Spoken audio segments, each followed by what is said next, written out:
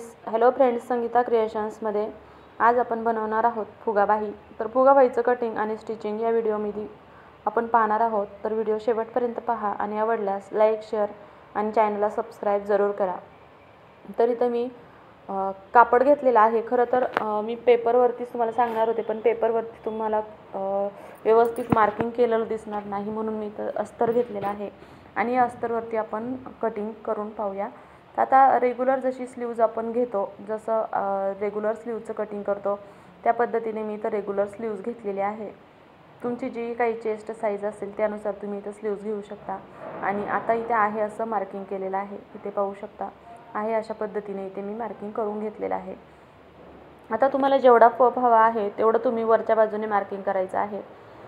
तर तुम्हाला जर रेग्युलर पप हवा असेल तर तुम्ही 3.5 इंचापर्यंत मार्किंग करू शकता, पण जर तुम्हाला थोडासा मोठा पप हवा असेल तर मात्र तुम्हाला 5 ते 6 इंचापर्यंत मार्किंग करावं लागेल।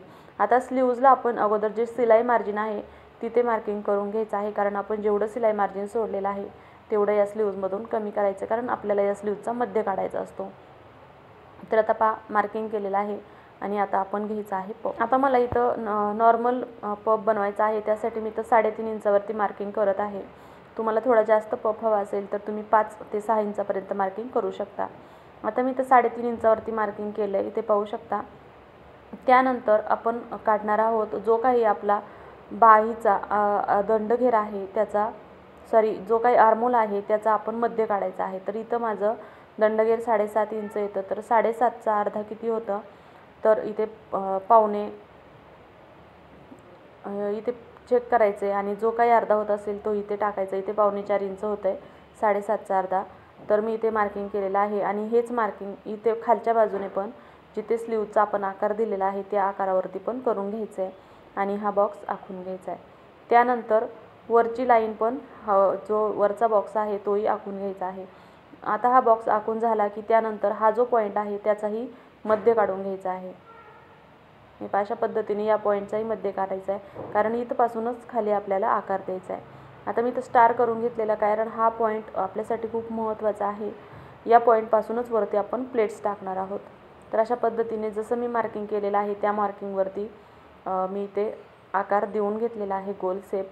आणि आता हे झाले स्लीव्जचं मार्किंग। तर आपण करून घेऊया स्लीव्जचं कटिंग। आहे असं स्लीव्जचं कटिंग करून घ्यायचं आहे आणि जिथे आपण स्टार केलेला आहे तिथे मात्र एक छोटासा कट द्यायचा आहे, कारण या कटपासूनच आपल्याला वरच्या बाजूने प्लेट्स टाकायच्या आहेत। तर अशा पद्धतीने पूर्ण स्लीव्जचं कटिंग इथे झालेलं आहे। तर आता स्टिचिंग कशा प्रकारे करायचं ते पाहूयात।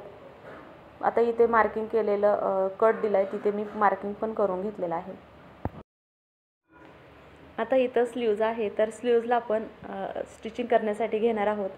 त्यासाठी जे मेन ब्लाऊजचं कापड आहे ते सुईच्या बाजूने ठेवायचे आणि त्यावरती स्लीव्जची जी सुईची बाजू आहे ती व्यवस्थित अशा पद्धतीने सेट करून ठेवायची आहे। खालच्या बाजूने 1/4 इंच सिलाई मार्जिन घेऊन शिलाई मारून घ्यायची आहे।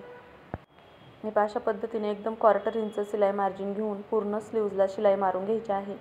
त्यानंतर ही स्लीव्ज ओपन करायची आहे। स्लीव्जचा जो अस्तरचा भाग आहे त्या भागाकडे ब्लाऊजच्या अस्तरचं जे कापड आहे ते घ्यायचं, त्यावरती दाबटीप मारायची आणि रेग्युलर स्लीव्जला जशी आपण वरच्या बाजूने सेटिंग करून दाबटीप मारतो त्याच पद्धतीने दाबटीप मारून घ्यायची आहे। त्यानंतर जो काही स्लीव्जचा ओपन भाग आहे त्यालाही चारही बाजूने शिलाई मारायची आहे आणि एक्स्ट्राचं जे कापड आहे तेही कटिंग करून घ्यायचं आहे।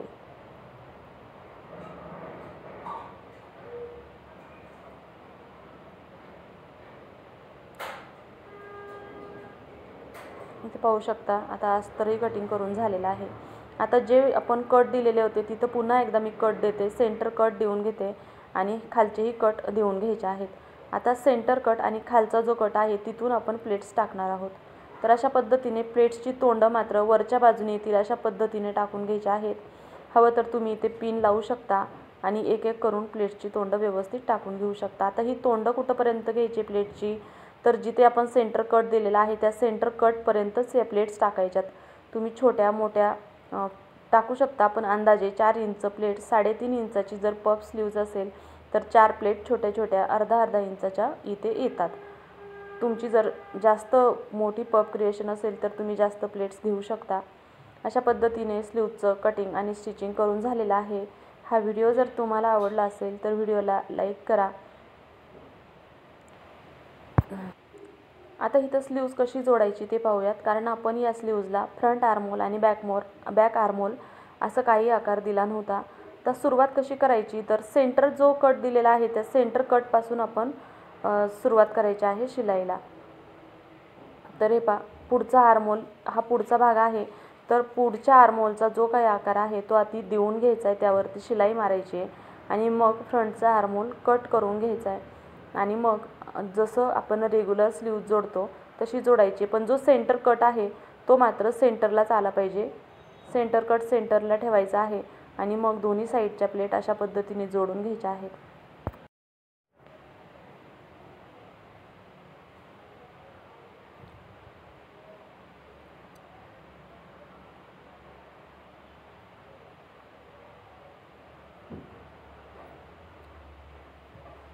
अशा पद्धतीने स्लीव्ज जोडून झालेले आहे आणि इथं आपली फुगाबाही तयार झालेली आहे। आता इथं फिटिंग केल्यानंतर स्लीव्जचा आकार अशा पद्धतीने दिसतो।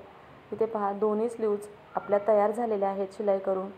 तर मैत्रिणींनो, व्हिडिओ आवडला असेल तर व्हिडिओला लाईक, शेअर आणि चॅनलला सबस्क्राईब जरूर करा आणि अशा पद्धतीने एकदा फुगाबाही शिवून बघा। तर चला, व्हिडिओ पूर्ण पाहिल्याबद्दल धन्यवाद।